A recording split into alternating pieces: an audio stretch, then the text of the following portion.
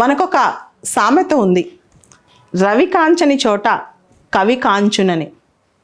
ఇప్పుడు అది రవి కాంచని చోట కవి కాంచున్, కవి కూడా కాంచని చోట మీడియా కాంచున్, మీడియా కూడా కాంచని చోట సోషల్ మీడియా కాంచున్ అని చెప్పి సరదాగా అంటున్నారు. అంటే సోషల్ మీడియా ప్రభావితం కాని మనుషులు కానీ, సోషల్ మీడియా ప్రభావం లేని ప్రాంతాలు కానీ ఎక్కడా లేవు అంటే అతిశయోక్తి లేదు.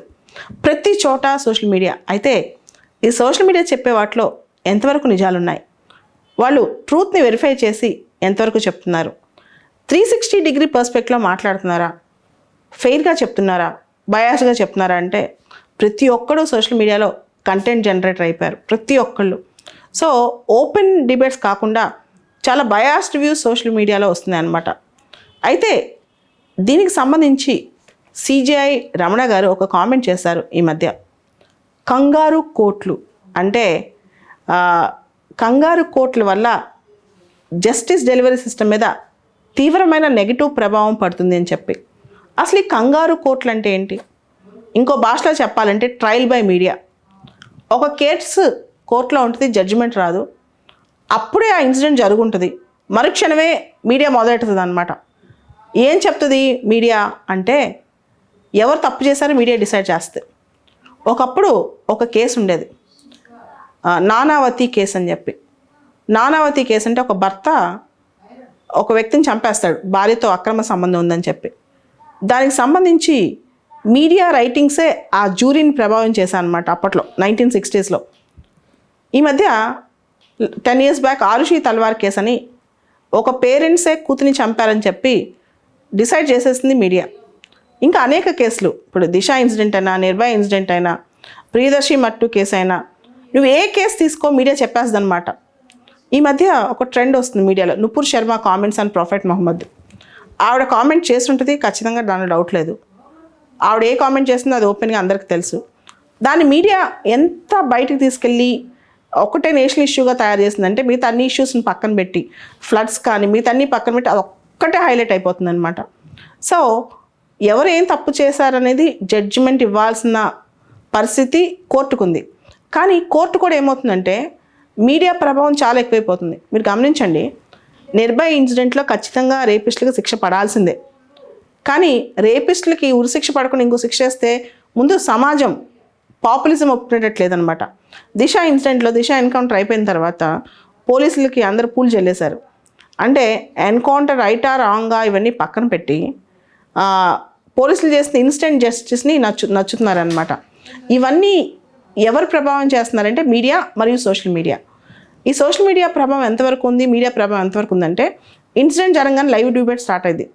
వాళ్ళ దగ్గర ఉన్న కొంచెం evidence, without any fair trial decide చేస్తారు తప్పు జరిగిపోయింది, ఎందుకు తప్పు చేశారు, రకరకాల కథనాలు సృష్టిస్తారు.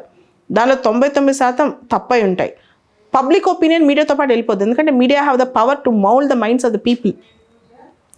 సో ఇవన్నీ కంగారు కోర్టులాగా బిహేవ్ చేస్తున్నాయి అని చెప్పి రమణ గారు వాపోయారు.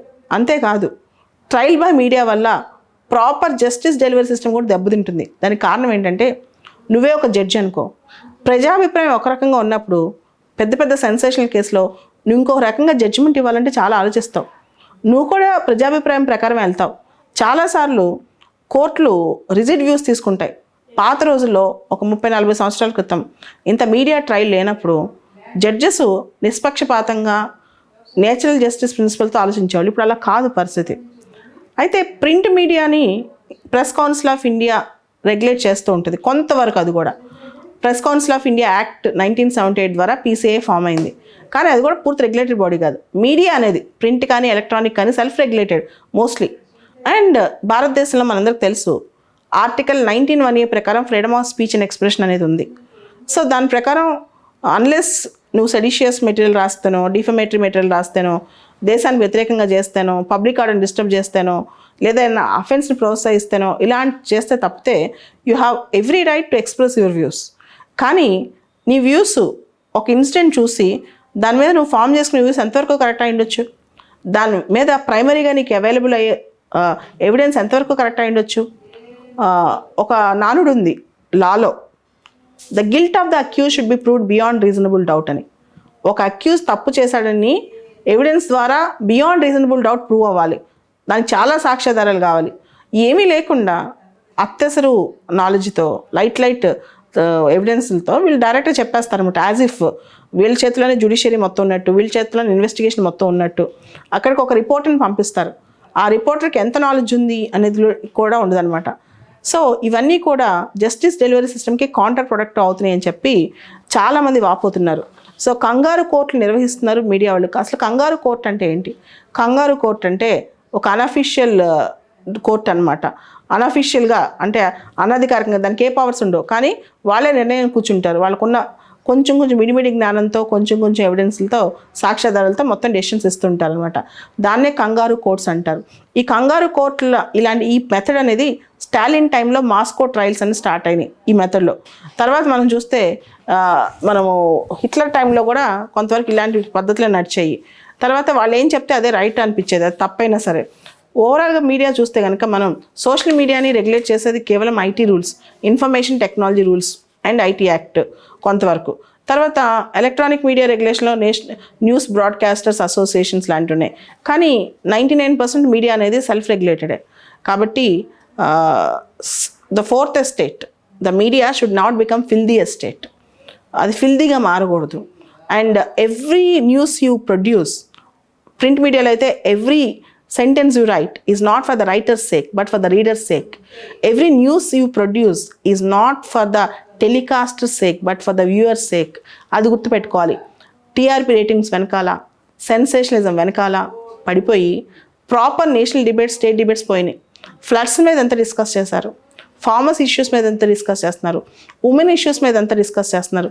ఇవన్నీ పక్కన పెట్టి ఒక చిన్న ఫిల్మ్ యాక్టర్స్ ఏదైనా చేస్తే దాన్ని చూపించేయటం విపరీతంగా. అదేవిధంగా మనం చిన్న సెన్సేషనల్ ఒక మర్డర్ కేసు చూపిస్తారు, పొద్దున్న సాయం దాకా రక్తం మరకలు. ఇన్ఫ్యాక్ట్ మీడియా చూసి చాలామంది ఏం చేయాలో ఎలా చేయాలో క్రైమ్స్ నేర్చుకుంటున్నారు. చాలాసార్లు మీడియాలో క్రైమ్ న్యూస్ అని, క్రైమ్స్ ఎలా జరిగాయని చెప్పి డీటెయిల్గా నైట్ టైం 9:30, 10కి వివరిస్తూ ఉంటారు. దాన్ని ఫాలో అయ్యి కూడా చేసేవాళ్ళు ఉన్నారు. మీరు చూసారు ఈ మధ్య సినిమాలు చూసి సినిమా ప్రకారం మొక్కను చెక్కేసి ఫేస్ సర్జరీ చేసి మరి క్రైమ్స్ చేయడం ఇలాంటివి కూడా స్టార్ట్ అయ్యాయి. అలాంటప్పుడు మీడియా ట్రయల్స్ని పక్కన పెట్టి మీడియా కూడా సామాజిక మంచి కోసం, సమాజం కోసం పాటుపడేలా, కానీ కేవలం సెన్సేషన్ వెనకాల పరిగెడితే ఇది కొంతకాలమే పనిచేస్తుంది మీడియా మంచికి. తర్వాత అది కాంట్రా ప్రొడక్ట్, మీడియాకి కూడా ఎదురు దెబ్బ తగులుతుంది.